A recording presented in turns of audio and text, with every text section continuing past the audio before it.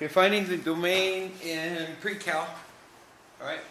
All it means is we're a little harder. That's all. We did a little bit of it last test. This one's going to be a little harder.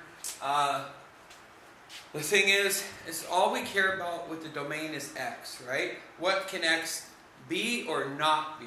And in this case, what it cannot be. This cannot equal 0. Okay? So, what I need to do is factor this down.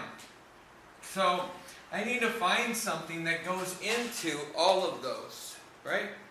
But nothing does, right? So, I need to factor it by grouping. So, let's take it and go x cubed minus x squared plus negative 2x plus 2. And so now I got it grouped up. And so now I can pull out. So what's common in these guys? 1. And x squared. If I pull out an x squared, what's left? X minus 1. Okay.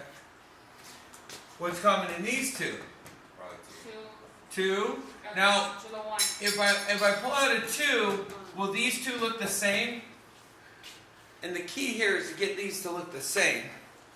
So, in this case, I want to pull out a negative 2. Okay? If I do that, how many times does this go into here? 1. X, 1x, right? And into this? Negative 1, right?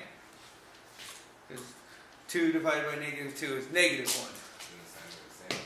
Now they're the same, right? So now I've got a good factor going. So I got x squared, right, times x minus 1 plus x minus 1 minus 2. Okay? Remember this from last year? We did it. We did it. But it was a while ago. Okay, what goes in both of those sides? Both of these sides. What's the same? Right? X minus 1, right? And so when I pull out the x minus 1, x squared is left plus a minus 2.